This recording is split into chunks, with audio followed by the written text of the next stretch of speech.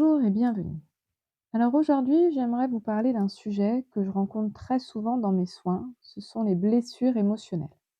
Selon Lise Bourbeau, qui est auteure et spécialiste des blessures de l'âme, il existe 5 grandes blessures qui façonnent nos relations, nos émotions et notre rapport aux autres. La première, c'est le rejet, le sentiment de ne pas avoir de place, de ne pas être accepté ou de ne pas être à la hauteur. On retrouve ensuite l'abandon, qui est la peur profonde de se retrouver seul et de manquer de présence ou de soutien.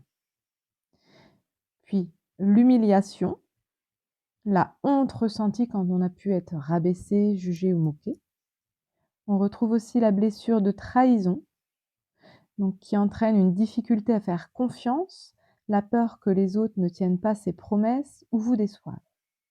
Et pour finir, on a la blessure d'injustice, avec la sensation d'être traité de façon inéquitable, créant un besoin de contrôle ou de perfection. Ces 5 blessures se créent souvent très tôt dans l'enfance, à travers un mot, un geste ou une absence qui laisse une empreinte profonde.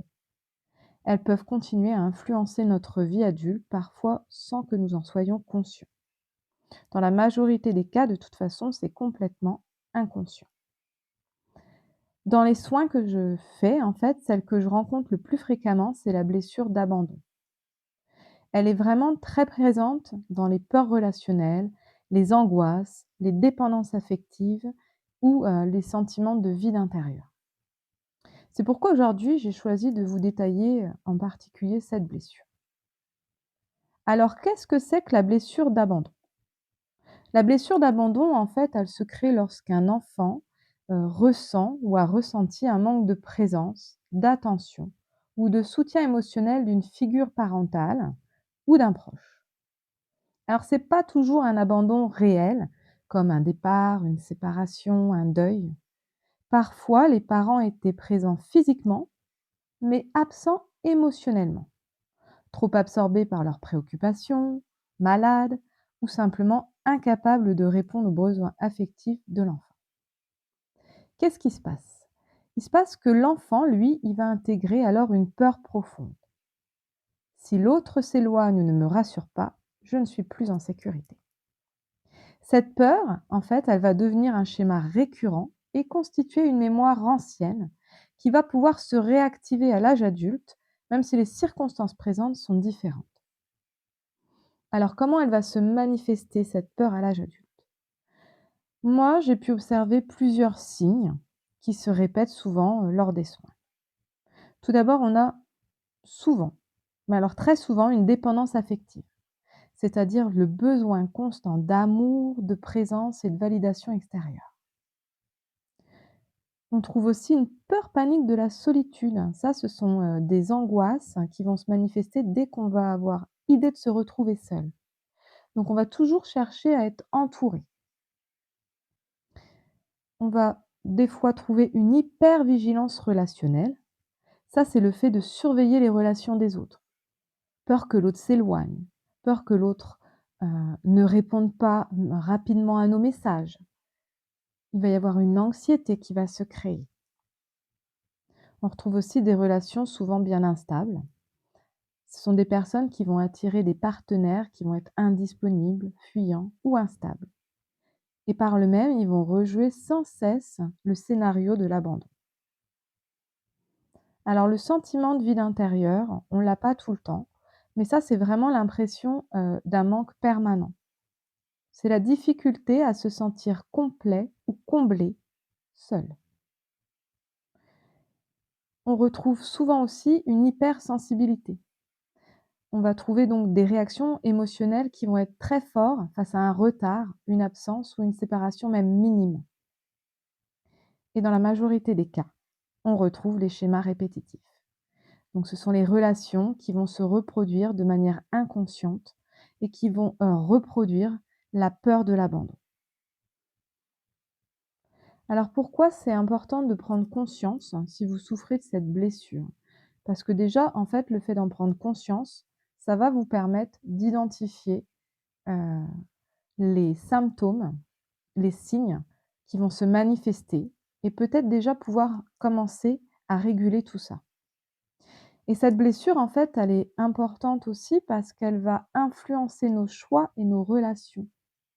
Elle nous pousse à chercher à l'extérieur ce que nous n'avons pas trouvé à l'intérieur de nous. Alors la clé de la guérison, c'est pas de combler ce vide par l'autre, mais ça va être de devenir sa propre présence sécurisante.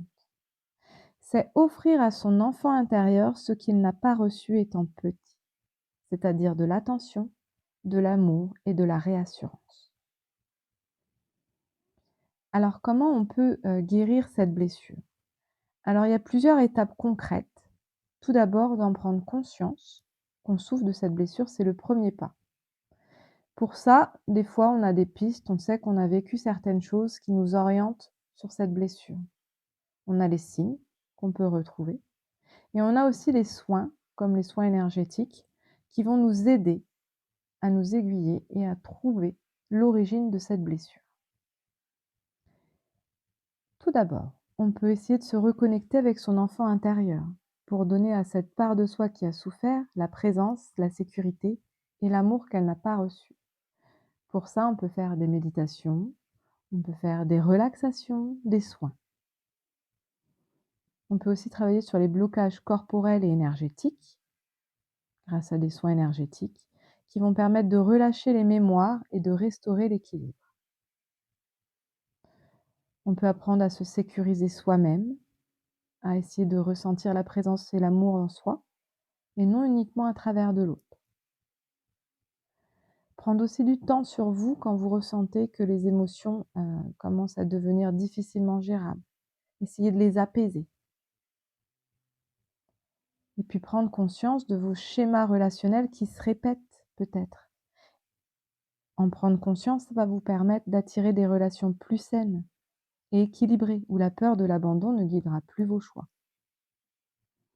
En fait, c'est un peu en travaillant sur votre corps, sur votre énergie, sur la gestion de vos émotions, la prise de conscience, essayer d'enquêter pour savoir où est l'origine de cette blessure, que petit à petit, vous allez transformer cette blessure d'abandon en une source de force et d'équilibre intérieur. On voit bien du coup que la blessure d'abandon, en fait, c'est quelque chose qui est très profond et fréquent. Mais elle peut se guérir, ce n'est pas une fatalité, cette blessure. La reconnaître, l'accueillir et agir avec des soins adaptés permet de retrouver sécurité intérieure, apaisement et sérénité. Chaque soin, chaque pas de conscience est un pas vers des relations plus douces et une connexion plus stable avec soi-même et avec les autres. Souvenez-vous que cette blessure, c'est une mémoire ancienne, mais qu'elle ne définit pas ni votre présent, ni votre futur. Chaque moment où vous observez ces schémas, sans vous juger, c'est déjà un pas vers votre guérison. Prenez bien soin de vous et à très bientôt.